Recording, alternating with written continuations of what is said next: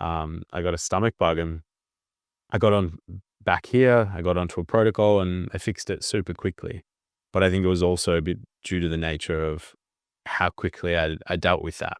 They should also, that some GPs might do, they should also recommend like pre and probiotics with it. Yeah. And like fermented food and stuff, so that helps to recover quicker. Yeah, there's tons of research showing that like Saccharomyces boulardii, there's a probiotic yeast, could be taken alongside and offset the negative changes to the microbiome, to your beneficial flora. Came out recently showing that men should be off, alcohol for at least 6 months before conceiving, that it affects sperm health for that long. So many men are, not.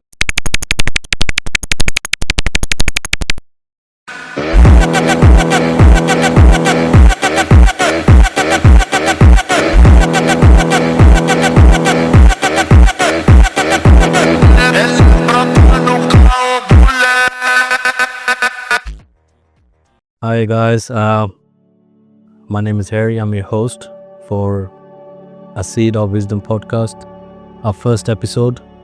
And before we start and introduce my amazing guest, I would like to acknowledge the traditional owners of the land on which we meet today, the Bunjalang people, and I pay my respect to elders past, present, and emerging. All right, today we have amazing and a great personality, and my really close friend Matteo. How would we say in Italian way? Giofre. Yeah. And I'm really grateful and thankful for you being here on my podcast, my first episode, which I'm really excited about to bring something that is close to my heart. And I'm so grateful and thankful for you to take out your time from a busy day. Plus it's your birthday today, so happy birthday. Thank you. And welcome to A Seed of Wisdom. Thank you. And before I introduce you as what you really do for this amazing community, for people, I would say, I know you're a sports scientist, I know you work with medicine, but I think it's not a justice to you. And I really believe I would like you to share the insight of what you exactly do. And who's Matteo? Yeah. So please. Thank you. I think to really do justice to what I do, I need to speak a little bit about why I do it and my journey into it. I feel that that's really important. So for me, there's a mentor of mine that used to say, the void drives the value. Yes. And one of the earliest voids I can really remember is having health issues. Yes. I remember being in the Melbourne CBD with my mum and going into this epileptic seizure, essentially. And it was at quite a young age. I remember going into hospital, and I remember just not getting any answers with it. They did scans, and I feel that was probably the first hint of, really a level of curiosity around health, around knowing that maybe there were going to be people that wouldn't have the answers as to what was best for me and my body and my health. Yeah. So that was the first sort of thing that happened. And then I would say my health has sort of ebbed and flowed. I'd say there's, love my mother dearly, but there was some things like, being formula fed and early exposure to antibiotics and things like this, which left me with a lot of gut issues. Yes. But also some of these challenges have ended up being, my gifts to share with my clients. So I'm grateful for them. Yeah. So I would say growing up, I also saw a lot of people with health issues within the family. My grandpa got diagnosed with a neurodegenerative disease. So I started to think about, health and disease and these sorts of things. And I wasn't really sure what I wanted to do. I'd wanted to play basketball. It's all I wanted to do when I was younger. And I was training a lot, playing for a lot of teams. And I tore my ACL when I was 18. And at the time, it was like the most, horrific thing that could have happened to me. Yeah. but there was so much that came from it. First of all, I'd seen a friend of mine, Jordan. He'd torn his ACL 6 years in a row. He'd rehab it every off season. He'd come back and he would tear it again. Yeah. When I tore mine, I just thought, I'm not going through that process. So I went and found a brother, Hamish, and was an incredible trainer at the time. Here on the Gold Coast or In Melbourne. Melbourne? Yeah. Right. And he was one of my earliest sort of guides and mentors, and he helped me rehab it so well that it now is much stronger than my quote unquote good leg. Yes. And through that process, I really fell in love with the gym and fell in love with what he was doing for work. And I went and studied exercise science and decided then that was what I was going to do. Yeah. So you went there. Yeah. And how? Have you always had this problem when you were a kid, or it started at a certain age? I would say the gut issues started relatively early, like pretty much as early as I could remember. Right. To the point where it was just my normal. I didn't even know that it was an issue. It was just the way that I always experienced my physical body. Yeah.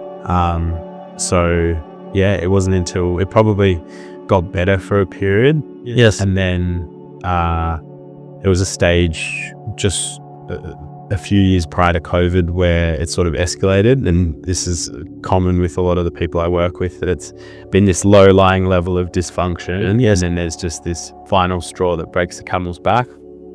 For me, it was an injury. I had some back difficulties I was dealing with, and I was taking just ibuprofen before I would train or after I would train, and just got into a habit that if I was going to lift, I had to take something to deal with this physical pain. And I think that really compounded my gut issues, and in the end that's been a beautiful gift because it's taught me so much, and I've been able to transmute that for myself and then help clients with that.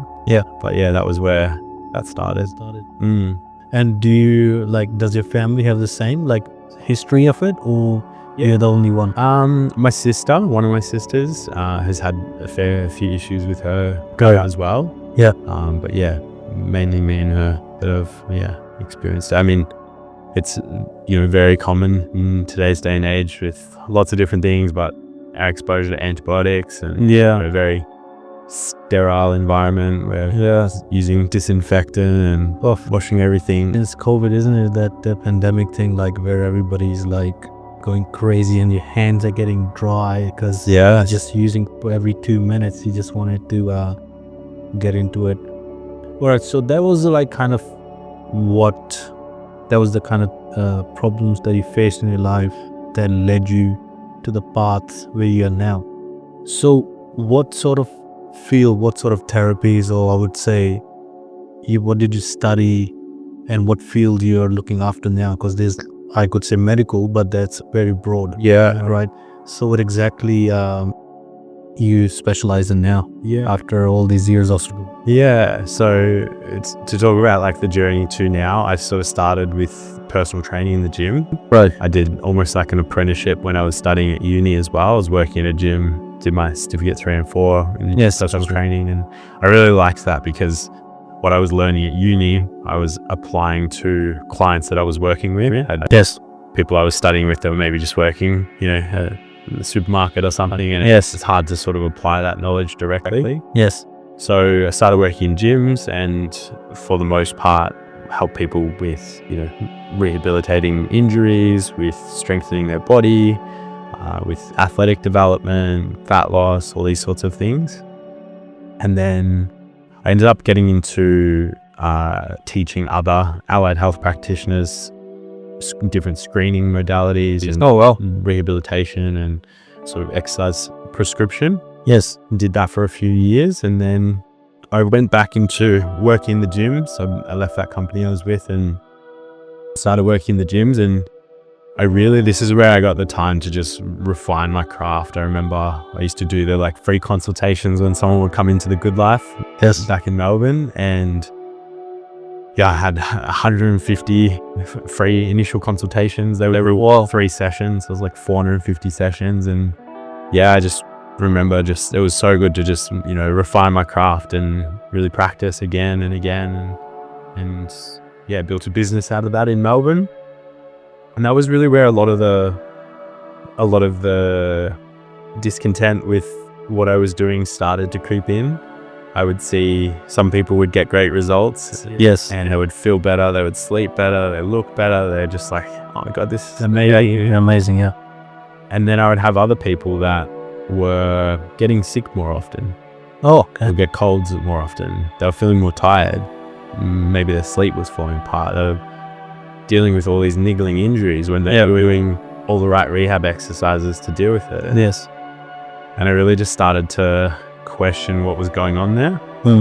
And at the same time that I was having all these observations, people taking a lot of medications, people would come in and they would dump on the table all these different medications. They were on, insulin for maybe type 2 diabetes, or be on a statin, or blood pressure medication. All the normal ones. All the normal ones are really common. It was just the people who said no medications. They're taking antihistamines, they're taking painkillers, and they're just, this is part of their life. They don't even consider this a medication. Yeah. So I was starting to observe all this over the space of years, and at the same time, my physical health was deteriorating. Oh, wow. I was getting into the best physical shape I'd been in. I was strong, I was getting leaner and more muscular. Yeah. But my physical health was deteriorating. My sleep, I would wake up just with low. I would say low morning energy, but it would be doing a disservice to the state that I was in. I remember I bought a watch that would electric shock me to wake me up. Oh, really? And even that still wasn't really doing the job. So I was waking up, no morning energy. My memory, especially in the early part of the day, my sort of short-term memory around what I'd done the previous day, or complete foggy. Wow. So I was starting to experience all these things. I was starting to experience, as I said, injuries and pain in the physical body, a lot of lack of concentration, fatigue, all these different things. Yeah.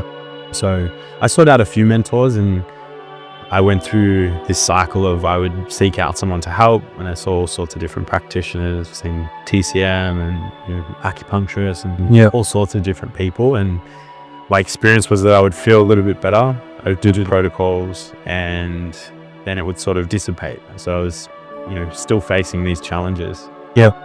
And I remember I was actually presenting. A friend of mine, she's a dietitian. She was running a workshop. I went in to present for her. And there was another facilitator presenting in the room next door.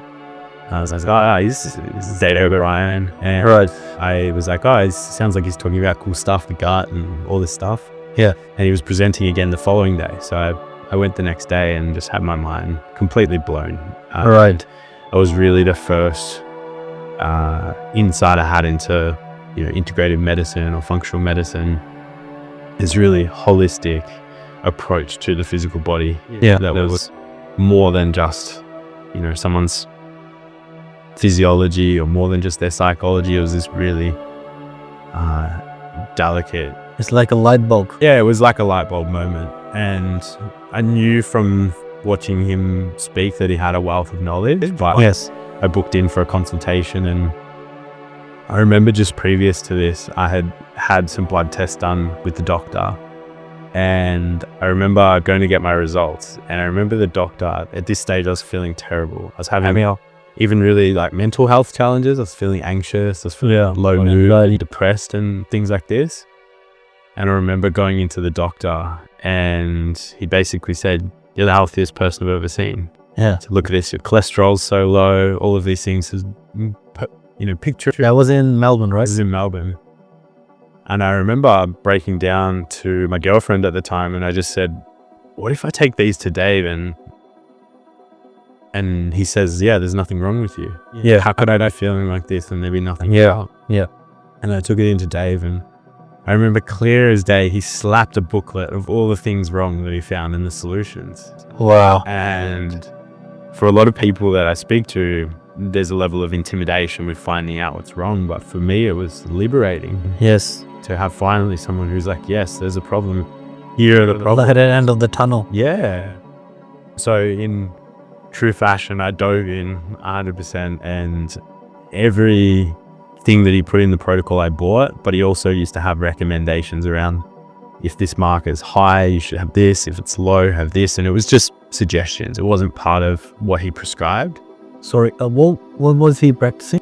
So he was actually originally an exercise scientist, same as me. Oh, okay, gotcha. And had very similar story, his own health challenges, and just restudied, and he did the FDN, functional diagnostic nutrition. I think they're sort of functional medicine type. Beautiful, right? And I remember just taking everything that he said, every tea, eat every food, avoid everything. And honestly, within about 48 hours, I felt like a different person. Wow. I remember I woke up and I said good morning to my partner at the time, and she just about jumped out of the bed because I'd been waking up to my electric alarm clock. I would take it off, and then she would have to shake me when I needed to get out of bed. It was that bad. Yeah. And she was like, she almost jumped out of bed because she's like, whoa, what's going on here? Yeah, it actually freaked her out. And I just felt so much better. And it was one of the things that he would say is there's, layers to the onion every time you peel back a layer. And I feel like that's really been the journey over the last probably 5 or 6 years. I would say what I experienced, and probably then the evolution from that, I started doing that with clients. Before I trained as a naturopath, I would take my clients' blood tests and I would take them to Dave, and I would go through that process of learning. And I went back to studying naturopathy, and I would say along that process, what I recognized for myself was that I would go through these protocols to change something about my physical health, and it would improve for a period of time, and then I would end up back in the same position. Oh, wow. And what I started to realize was that a lot of the more mental, emotional, spiritual work I hadn't done. It's a popular word, but trauma and all of this sort of work on the psyche, I hadn't addressed at all. Yeah. So that was really probably when COVID hit. I remember talking to a friend of mine who's in this space of functional medicine, and I sort of said to him, I'm done with learning about business or sales or marketing or any of the things I do, functional medicine or the body. It's time to work on my mind. Yes. And so I started working with an incredible psychologist, worked with her for years. I really delved into internal family systems, into polyvagal theory and nervous systems. So you want to dive deep into what's the root? Yeah. There's the layers are like the onion. Yeah. Started peeling the layers. Yeah. Right. So started to delve into all of that a lot more, and was sort of what started the exploration with the plant medicines as well. And it's been, I would say, the later part of my journey of helping people just beyond the physical body, more mental, emotional side of things. Right. And so that was your journey till here. So what was the first thing that when you were doing the tests for your friends or your clients, what was the common problem, or I would say the little thing that was creating the big impact on the body? What was that? What were you finding? Was it starting from the gut, or was it related to emotions, which we're gonna touch down the track when we're talking? Because you already said that you started with the physical, psychological, and stuff. So what was that thing that triggered into your clients that they were not getting better, or they were getting better, as you said before, that you come back the same thing? Yeah, I think a few things. I think what it really made me realize in doing all that testing was that my belief is it's a level of disservice to be making prescriptions around what someone should eat or what they should be doing, with the physical body without knowing what's happening under the hood. And I think, we've spoken about it in private, but there's, particular traditional medical bodies that did this in another way, Yes, they would have constitutional based medicines, you have your Pitta and yes, these Katha and Yeah, these different That's Ayurvedic. Ayurvedic. And, in traditional Chinese medicine, you've got wood, fire, earth. You've got 5 archetypes. So they had this individualized medicine in a way, and I think we've sort of lost that. And it started even with the more sort of Hippocratic medicine that was originally a part of that, but we've sort of gone away from that in the evidence-based model. So Yes. what I found with doing this testing was that everyone was different. There was some people, there'd be common themes like nutrient deficiencies or hormone imbalances or, gut issues. These are loads of common themes, but everyone was different. Yeah. And that was really interesting to me to be able to investigate, find out what was wrong. And Yes. one of the things that I was talking to a friend about on the way here is I'm really grateful for my initial training in the musculoskeletal system, Yes. because I carry a very similar framework from what I did with the physical body into the physiology of the body. So when I was assessing for an injury, we would do an assessment, we would do some form of intervention or treatment, whether that be massage, mobilization, strengthening, whatever it might be. And then we do reassessment. See, has this, intervention that we've used worked? Yes. And I think that's really important and something that I've carried across into the work that I do with the blood tests or stool tests or whatever it might be. Yes. It's this model of assessment, figure out what's wrong, some form of intervention, and then reassess, see if has what we've done, worked in addressing this.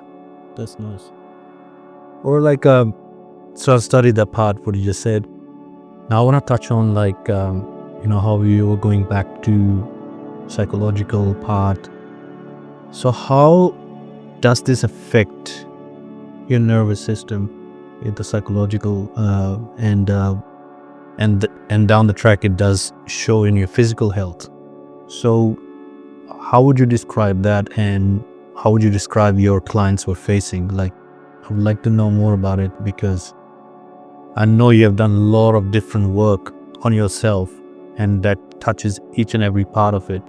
How would you describe, okay, we can master the diet, right? But then what other aspects we need to look after? The people watching, they need to look after to optimize their health.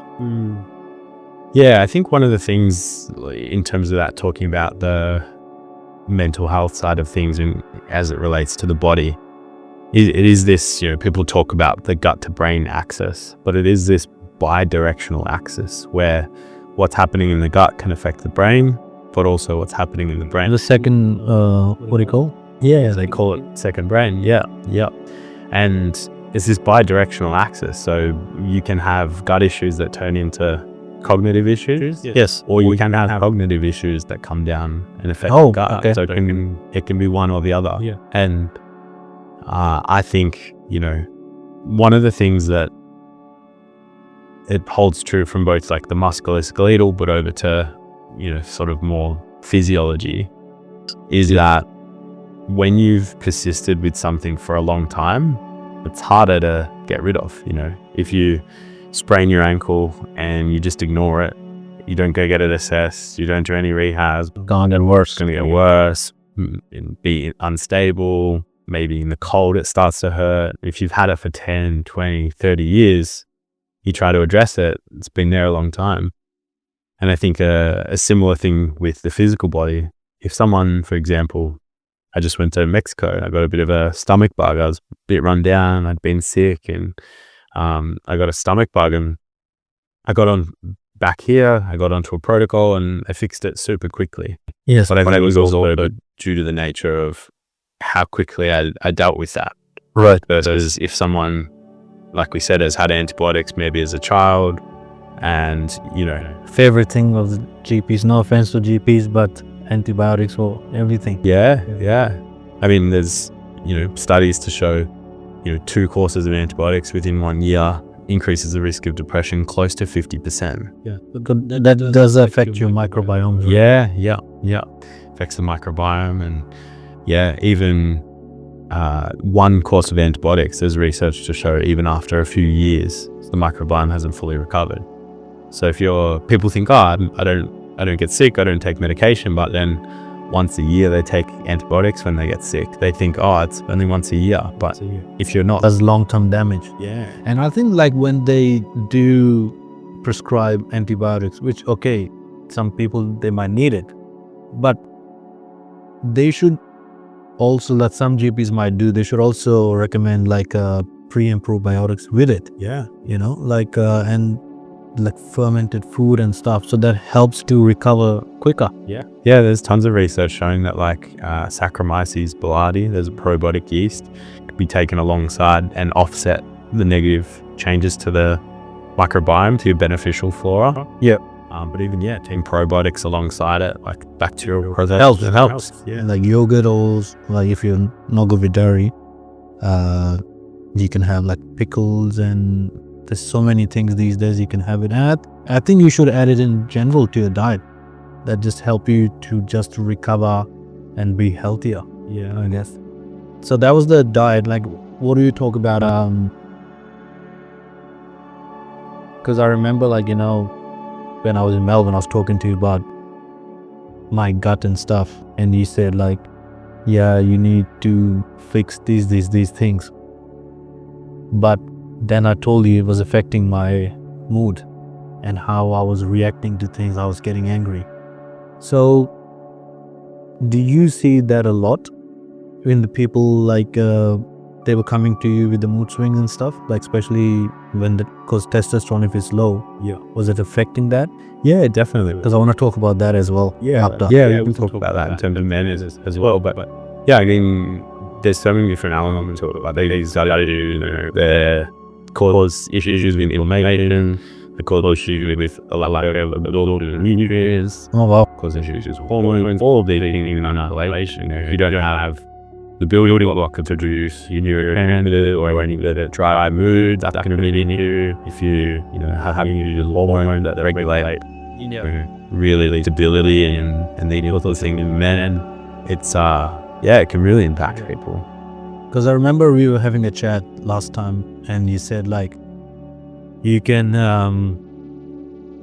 I can prescribe you the best supplements in the world, but if your gut is not absorbing it, you're just removing from like in stool and stuff, like, right? Yeah. So I think that's what the main thing, that you gotta fix it first, right? Rather than before you buying all these expensive supplements, you wanna look into your diet.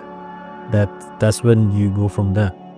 Of course, because of the part, I'm really grateful for you being here and being my first guest, is because you have helped me, my partner, my wife, my parents a lot, and I know how many people you're helping on the Gold Coast where we live, and most of the people I know here, they already been through you, like work with you, or they're about to work with you, which tells me like, you have been through a lot and you have learned in your own life, and now you are trying to help and fix the problem, not putting a band-aid on it, right?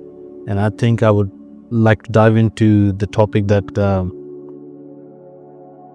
is close to me, is like men's health, and which is declining rapidly as we speak, and women's health too. So I would like to know more about it, how it's affecting, because you see them a lot. Like we have a lot of we will call it healthy men around here who are training well and everything. But when you see the result, you're shocked. So I was very surprised at this. I have done lots of work for some relatively prominent figures in the industry, and by proxy I've worked with a lot of relatively well-known physique models and these sorts of people. And one of the things that I was shocked at was just when I was looking at their blood work, these things don't necessarily match up. You can't just look at someone's physique and judge how healthy they are.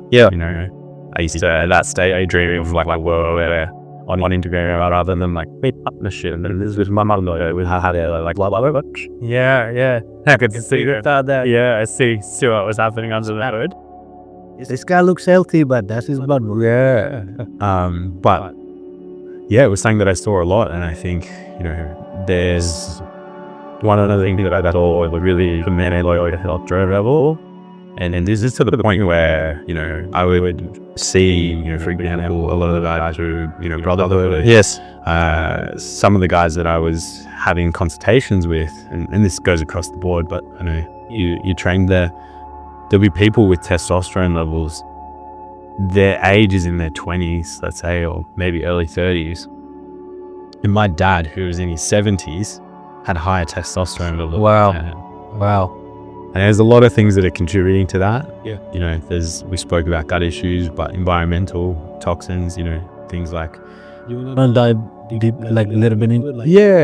Yeah, let's go into it for a little bit. So like one of the big things is what they call POPs, persistent organic pollutants. Okay. And essentially, you know, we're familiar with things like BPAs and plastics and all these sorts of things. And they're very much of being, you know, exposed to us in the environment. And even if this isn't a green screen, by the way, this is real, even in real, guys, even if you're out in somewhere like this, you know, if it's in the water tables, if it's in the rain and all these sorts of things, it's never about reducing your exposure to zero, but it's about supporting your body's clearance of these things and minimizing within reason how much you can. You know, if you're drinking a takeaway coffee every day from a cup lined in BPA plastic and cooking meals and tins has got. Bring your own cup. Yeah. Ceramic. A lot of good cafes will even give you a discount for bringing your own cup. 50 cents. Yeah, exactly. So it's, you know, all of these little things definitely add up. Yeah. But I think, you know, we've just been exposed to them. And one thing that is a great practitioner, Dave Lee, talks about this, but testosterone for men is really pivotal to our development, not just physically, but mentally. Yes. You know, if you're going through this period of time where you're starting to be more driven in the world, you're starting to set goals, achieve goals, you're starting to be more assertive and, you know, get what you want in the world and start to make your mark to, you know, be able to build a family and all of these sorts of that go-getter, like, you know. Yeah, that's what testosterone does for men. So if they've gone through that period and they're being exposed to all these, you know, xenoestrogens and, you know, all these different things, then they're losing that modulation of testosterone during a really pivotal time, during the time of their life where they're deciding, who am I as a man? Who am I? Really well, you need it here. My place. So that can be really hard to undo for a lot of guys. And it takes not just, we get your testosterone levels back up to where they should be and all of a sudden you're the man that you could have been. It takes time to decide, actually now I'm the person who is disciplined and who is consistent. It takes time because if it's been low for so long, you can't fix it. Yeah. You know, we know a lot of them are on the roads at the moment. Yeah. But that's not going to fix it. Yeah. There's a clinic in the States where they're a lot ahead of us in a lot of ways. But one of the things I remember reading a blog post about the issues they're having in America with TRT and testosterone replacement therapy. And one of the biggest things is if you have two people and their testosterone levels, one's high and one's, you know, low, if you just give the person whose levels are low enough to be high again, they haven't done any of the foundational things they need to be at that level. So their sleep might be off, they might be inflamed, they might be nutrient deficient, they might be... That's what I wanted to ask after, what are the effects here? All of these things. So all of a sudden, they haven't really earned that level of testosterone. So... a shortcut. They haven't then had the benefits of all these other things, of sleeping right, of exercising, of having good nutrition, no nutrient deficiencies, all these things. Yes. You can't just simply bring someone up to those levels and feel as good as you would have felt with doing that through, you know, natural things. Like, we are living in this world where we want instant gratification. You don't want to work for it, you just want it like this. And that's what a lot of people, especially young ones, they want to look the best, but they don't want to do the right thing. And that's where it's rejecting it. And the older male, because they're getting low in testosterone, so they're getting into therapies. So that's the world we're living in at the moment. Yeah. And it's sad to see. And it's impacting people. You know, I look at some of the generation that are a bit older that have been on TRT for years. And I think of someone like Aubrey Marcus, met his partner, Bailana, and, his public figures. So people, some people know who this is, but, then he'd been on TRT for so long, he's having issues with fertility. Yes. And it's not to say that everyone on TRT will have issues with fertility. Every individual is different. Yeah.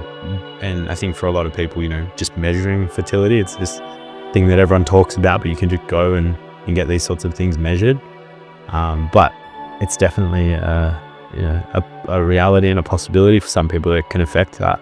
Yeah. And so that was something that I see really commonly. And one thing that I don't think is spoken about a lot, even with some really prominent figures in the industry, is the traditional narrative around low testosterone for men was that they were overweight, obese, the inflammation from excess adipose tissue or fat tissue is either converting their testosterone to estrogen, Yes. or also inhibiting the production of testosterone. Right. And that's definitely a factor for some people.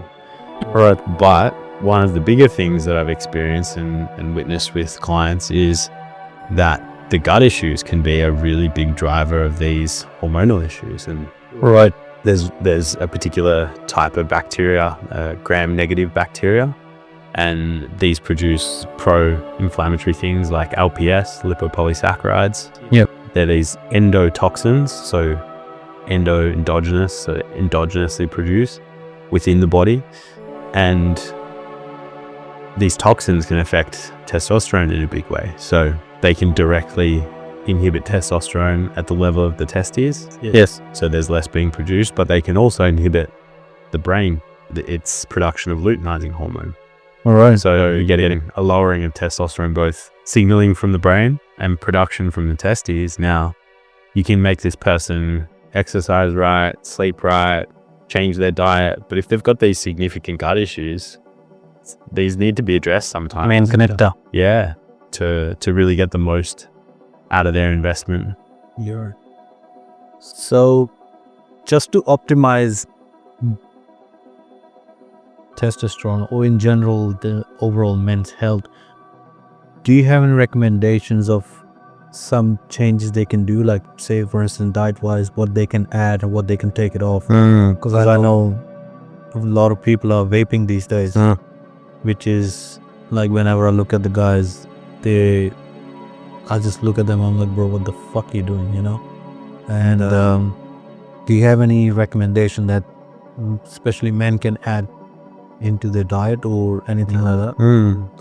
I'm gonna forget who said this. I think it may have been Hippocrates, but it said, before you help someone to heal, first ask them if they're willing to give up what made them sick. Yes. And I think that's a no-brainer. It's something that You can't take a medicine to a person who likes being sick, Yeah, definitely. These really foundational things of, alcohol directly lowers testosterone, like you said, vaping, smoking, all of these. Or in Australia, I feel, especially in the Gold Coast, like cocaine usage in Australia. Man is everywhere now. Like on Gold Coast, yeah, of course, is a party place. No offense to the Gold Coasters, but it's true. Yeah. So I think foundationally, these sorts of things, not doing those are like foundation before we talk about any, things that they should be doing. Yeah. I think that they shouldn't be doing is first and foremost. And plus it affects their fertility as well. Yeah.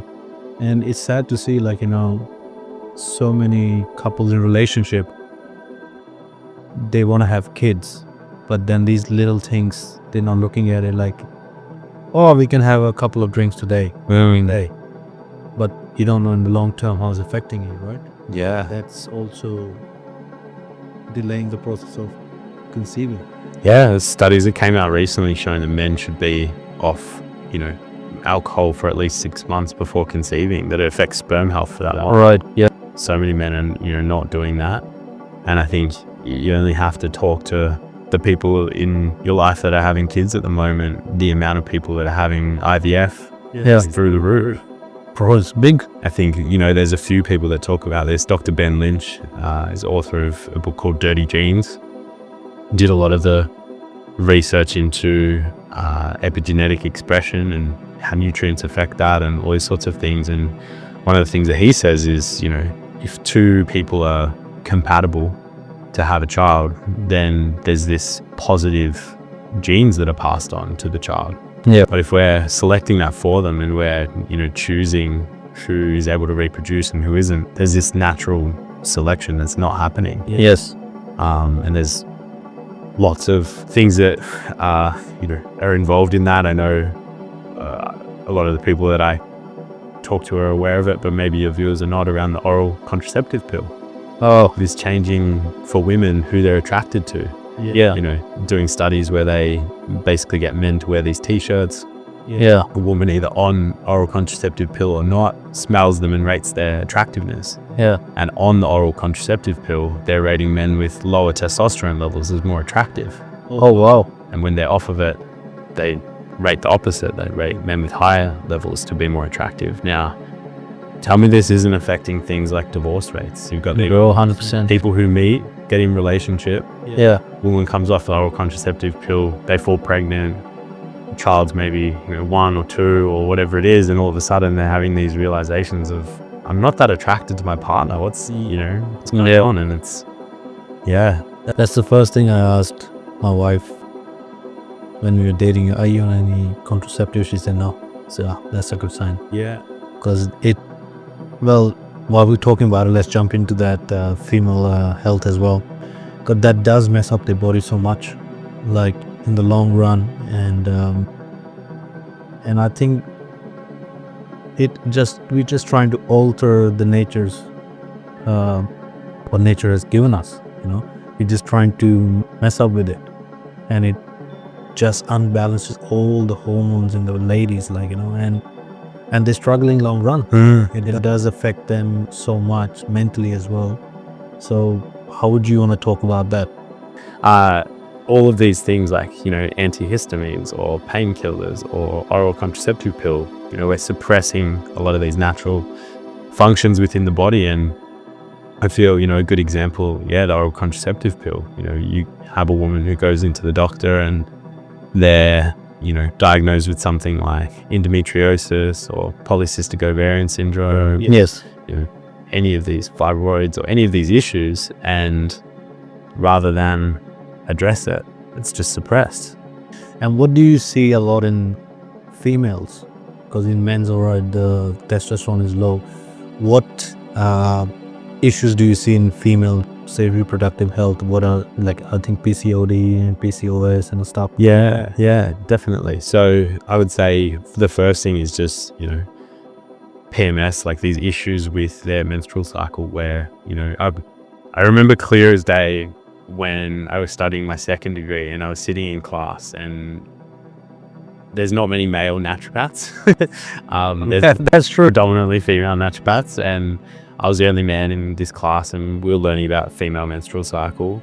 And when the lecturer, who was maybe in her 70s or something, she was really experienced in what she did, she'd been a naturopath for like 40 years, and she started talking to the class about how the menstrual cycle shouldn't be painful, that maybe when a woman ovulates they might feel a little bit of sensation, but it shouldn't be painful, maybe discomfort at the worst, but no pain. Yeah.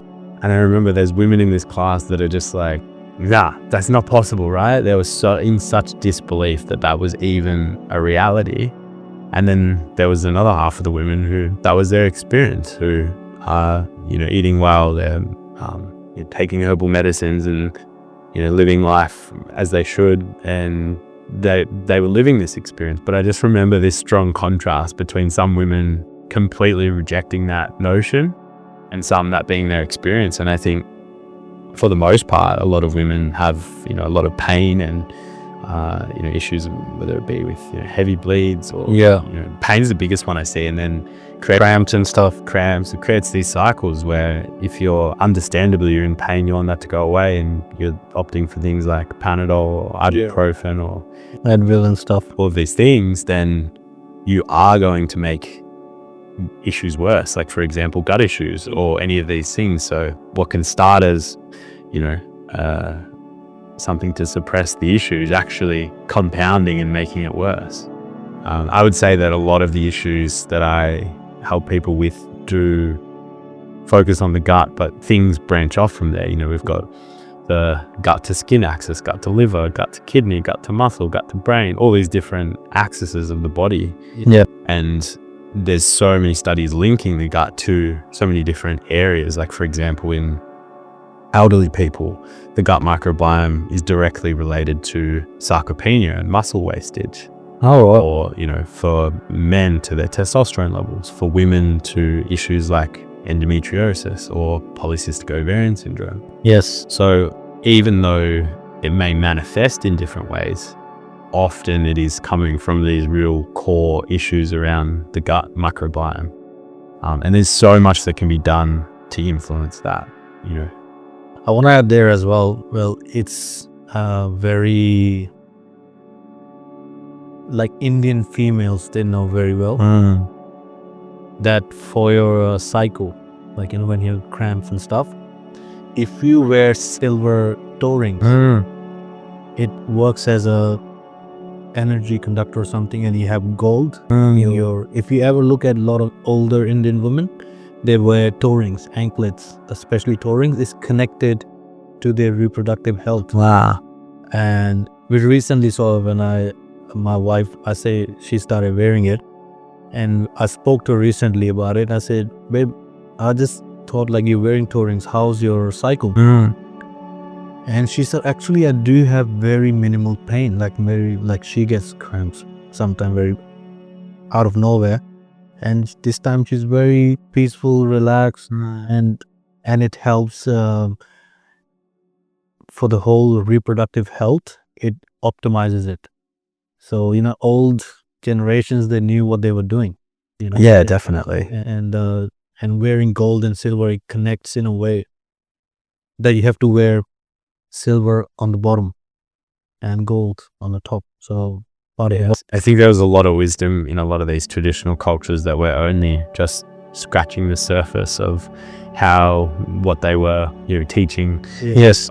Everyone uses different language for it. Let's say Ayurvedic medicine, they would say, you have too much heat, you maybe need less of this food and more of this food. And I might say, you've got this particular gene polymorphism and this particular gut microbiome, and we need to reduce this food and increase this food. It's like we're having a similar intervention, and it's just based on different language. One was this constitutional medicine that was based on this archetypal medicine, and one's based more on the physiology that we're starting to have access to assessing. But with the heat, I just remember something.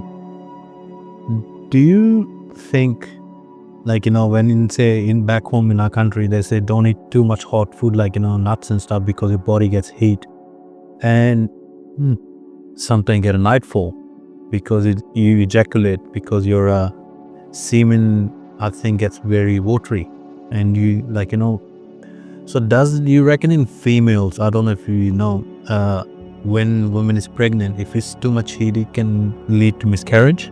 yeah, I think there's there's some issues with the research in especially around like ethical approval for women that are pregnant in terms of studies. So for the most part, it's good to look up traditional usage of herbs and see whether a lot of them, they will say, this is contraindicated with pregnancy. Yes. And I think you will struggle to find much good research. Because they disappear, isn't it? It's all manipulated. Yeah, it's hard to get ethical approval for women who are pregnant for research studies. But yeah, I think there was a lot of wisdom in those teachings, and I think we just have a different language for it now. Example that you gave with chili is like, it was like, there's too much heat in that, and that would be what they would say. Now we would say that chilies stimulate the TSV1 receptor, and people that have small intestinal bacterial overgrowths, they already have a high degree of stimulation of this receptor. So there's going to be certain people that it's not good for. Maybe people with autoimmune, chili is not good for, stimulates the immune system. Yeah. My father got it, I think. For people who are having issues with their adrenal output, maybe they're feeling low energy and maybe low cortisol states, this can be almost like a bit of an adrenal tonic. So it can be beneficial for those people. So yeah, it's really case by case of what people need. Before we wrap up soon, what would you recommend for females to who wanted to conceive, who want to get pregnant? What precaution they should take, and how long they should start preparing the body? Because I heard like it's 2 years before they can start. Yeah, I mean, things like the microbiome, that's going to take time. And I think for a lot of women, we talk about leaky gut or intestinal hyperpermeability, but people need to understand that that's part of a normal functioning in some ways. And one of those times is during childbirth. A woman will go through this period of intestinal hyperpermeability to be able to pass on her gut microbiome to the child. Yes, gut health is one of the most important things. Yeah. Another thing that some people are aware of is that 100% of our mitochondrial genes come from our mothers, 0% from men. So in my opinion, exercise is super important for women. And there's some recent studies showing, the more a woman exercises during pregnancy, there's more muscle mass for the child and better gene expression and all these sorts of things. Right. So exercise is the most important. So gut health and exercise would be the two. All right, that's done with the females reproductive. I wanted to know about your gift economy before we finish the episode today. Yeah. So you changing about it? Yeah. How's that working? Yeah. So one of the big changes I'm making to the gift economy is I'm transitioning away from, it was the model that I was offering to everyone. Yes. And I've been doing that for almost 3 years now. Yes. I'm transitioning into setting prices on my services again. Yeah. And I'm going to be offering 2 places per month for people who are, financially not able. That's very good for what I do. Yeah. That'll help a lot. Yeah. So it's allows me to make the money that I need to hire other practitioners and create the business that I want to grow. Yes. And also help those people that are, in need and are unable to afford my services. So yeah, that's the big transition that I'm going through at the moment. No, that's great, bro. I know there's a lot coming for you in this coming future, like with your courses, your books, and whatever the businesses you're going to create now. I'm really excited for what's coming for you. And I'm always here to support. And, I know whoever I know is struggling with health, always send it to you. And I can't thank you enough for that. And I'm really grateful for this day, and beautiful. The rain also started. Perfect timing. Thank you, God, for everything. And yeah, that's a wrap up, guys. Thank you for listening. Thank you for tuning in. And if you have any issues that we spoke about, please reach out to Matteo. I will put his Instagram, all the links on the bottom. And thank you so much. And I'll be back with an amazing guest soon. Thank you.